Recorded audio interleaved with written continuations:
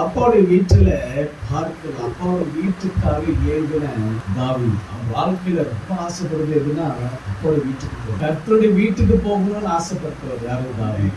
1 Samuel 23 வனாந்திரத்தில் உள்ள அரணான ஸ்தலங்களிலே தங்கி சீப் என்னும் வனாந்திரத்தில் இருக்கிற ஒரு மலையில் தரித்திருந்தான். வனாந்திரம்னா வில்டர்னஸ். யாருமே இருக்க மாட்டாங்க, பேசக்கூட யாருமே இருக்க மாட்டாங்க, கூப்பிட்டவரை யாரும் பார்க்க மாட்டாங்க, சத்தம் விட்டவரை யாரும் கேட்க மாட்டாங்க. ஒரு தனிமை. ஆனா அந்த தனிமையே என்ன ஆயிடுதுன்னா வாழ்க்கை வெறுப்பாரு. அப்பாவோட வீட்டுக்கு போயிட்டாலே பெரிய சந்தோஷம், சந்தோஷம். ஏன்னா அப்பாவுடைய பிரசனம் அங்க இருக்கு. யார பார்க்க நீங்க யார பார்க்க வர்றீங்கன்னா என்ன பார்க்க வரல, அவன் அப்பாவை பார்க்க வர்றீங்க. இது உங்க வீடு. நீங்க உங்க அப்பாவை பார்க்க வரணும், என்ன பார்க்க வராது. என்னது வாஞ்சிக்கு ஆசைப்படணும். அப்பாவோட வீட்டுக்கு போனா எனக்கு நிறைவானது கிடைக்கும். வாங்க, அதனால சீக்கிரமா வாங்க. 2 நாளாகமம் 11வது அதிகாரம் 16வது வசனம்.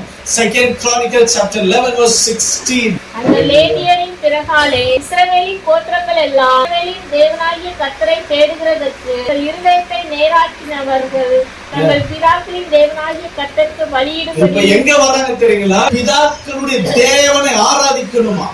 உங்க பிள்ளைங்களுக்கு நீங்க நல்ல மாதிரி ஆராதிக்க கற்றுக் கொடுக்கலன்னா சொல்ற கேளுங்க, உங்க சங்கதி உங்க ஜெனரேஷனுக்கு பத்திங்களா அதோட போயிடும். உங்க பிள்ளைங்க நம்ம இறந்து போயிட்டா பிள்ளைங்க சர்ச்சோட போட்டாங்க, சர்ச்சுக்கு போகாதுங்க, ஆசையே வராது. நான் சொல்ல புரியுதுங்களா? யாருமே காரணம் கட்ட சொல்லுங்க. இப்ப பிறகுற பிள்ளைங்க இன்னும் மோசமா இருக்கும். அப்ப இந்த பிள்ளைங்க எப்படி கர்த்தரை தேடுவாங்க சொல்லுங்க பார்க்கலாம். நமக்கே ஒரு தாகம், நமக்கு ஒரு ஆசை இல்லை. அப்போ எப்ப பார்க்கலாம், அப்பாவை எப்ப தேடலாம், அப்போடைய சத்தம் எப்ப கேட்கலாம்னு சொல்லி நமக்கு ஒரு ஆசை வேணும், நமக்கு ஒரு தாகம் வேணும். அல்லேலூயா. அப்ப அது இல்லைன்னா நான் எப்படி நான் தேவனை தேடுவேன்? அல்லேலூயா. யோவான் நிருபம் 8வது அதிகாரம் 29வது வசனத்தை எடுத்து வாசிங்க. என்னை அனுப்பினவர் என்னுடனே கூட இருக்கிறார். பிதாவுக்கு பிரியமானவைகளை நான் எப்பொழுதும் செய்கிறபடியால் அவர் என்னை தனியே இருக்க விடவில்லை. அல்லேலூயா. சொல்லுங்களேன். ನನ್ನನ್ನು ಕಳುಹಿಸಿಕೊಟ್ಟಾತನು ನನ್ನ ಸಂಗಡ ಇದ್ದಾನೆ, ನಾನು ಆತನಿಗೆ ಮೆಚ್ಚಿಗೆಯಾದದ್ದನ್ನು ಯಾವಾಗಲೂ ಮಾಡುವುದರಿಂದ பாருங்க. அப்பா என் கூட இருக்கிறபடினால, நான் அவரோடு கூட இருக்கிறபடினால மெச்சிக்கையாத தேவனோடு கூட இருக்கிறது நான் உணரணும். என் அப்பா என் கூட இருக்கிறாரு, என் தேவன் என் கூட இருக்கிறார், என் யெகோவா தேவன் என் கூட இருக்கிறார்னா அந்த உணர்வுல நான் எப்ப இருந்தாலும் இருக்கணும். கொஞ்ச நேரத்துக்கு மாத்திரம் இல்ல, காலையில எந்திரிச்சு நான் ஜெபிக்கிற நேரம் மாத்திரம் இல்ல, அல்லேலூயா, இல்ல இரவுல படுக்கும் போது ஜெபிக்கிற மாத்திரம் இல்ல, அந்த நேரம் மாத்திரம் இல்ல, இரவும் பகலும் தேவனோடு கூட இருக்கிறான்னு சொல்லி அந்த உணர்வு என் கூட இருக்குமானால் அவருக்கு மாற நடக்க மாட்டோம். அப்ப எப்படி நடப்போம்? இயேசு என்ன சொல்றாருன்னா, அப்பா என் கூட இருக்கிறனால எப்ப இருந்தாலும் 24 மணி நேரம் என் அப்பாவுக்கு உகந்ததை நான் செய்வேன், பிரியமானது செய்வேன். அப்ப எப்படி அப்பா மறந்துடுறீங்க? நான் ஏன் அப்பா மறக்கிறேன்? ஏன் நீங்க மறக்கிறீங்க? என் அப்பா அம்மா கூட இருக்கிறாங்களே, எங்க அப்பா அம்மா உணர்வு இல்ல. இயேசுக்கு அந்த உணர்வு இருந்துச்சு, அதனாலதான் எப்ப இருந்தாலும் பிரியமானது செய்தார். நம்ம ஏன் செய்ய மாட்டேன்றோம்? ஏன்னா அவர் மேல அன்பு குறைந்து. இயேசு கூட ப்ரொடெக்ஷன் தரல, இல்ல பாதுகாப்பு தரல, எதுவுமே சந்திக்கல. ஆனாலும் இயேசு என்ன தெரியுமா சொல்றாரு? என்னுடைய அப்பாவுக்கு நான் பிரியமா இருப்பேன்னு சொல்றாரு. அல்லேலூயா. எத்தனை பேருடைய வாழ்க்கையில நம்முடைய தேவனாகிய கர்த்தர், நம்முடைய பிதாவாகிய தேவன் நமக்கு நாம் பிரியமாக இருக்கிறோம். 30வது அவர் சொல்லுகையில் அநேகர் அவரிடத்தில் விசுவாசம் வைத்தார்கள். அநேகர் அவருடைய விசுவாசத்தை வைத்தார்கள். இயேசுவை நம்பணும். இத பேசும்போது, இந்த வார்த்தையை பேசும்போது நீங்க நம்பணும். அல்லேலூயா.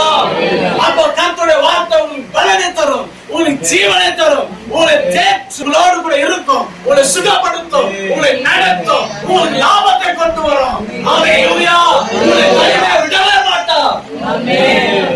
32வது வசனத்தை சொல்லுகிறது, சத்தியத்தை அறிவீர்கள், சத்தியம் உங்களை விடுதலையாக்கும். சொல்லுகிறேன், சத்தியத்தை நாங்கள் அறிவோம், சத்தியம் எங்களை விடுதலையாக்கும். சத்தியம். And you know the truth and you know the word of God and the word of God will set you free. Hallelujah.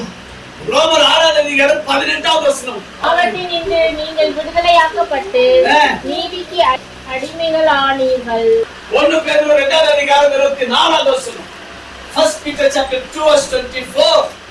நாம் பாவங்களுக்கு செத்து நாம் பாவங்களுக்கு சாக வேண்டுமா? அப்ப இந்த பாவத்திலிருந்து விடுதலை தருவது யார் தெரியுமா? தேவனாகும் கர்த்தருடைய வார்த்தையாகும்.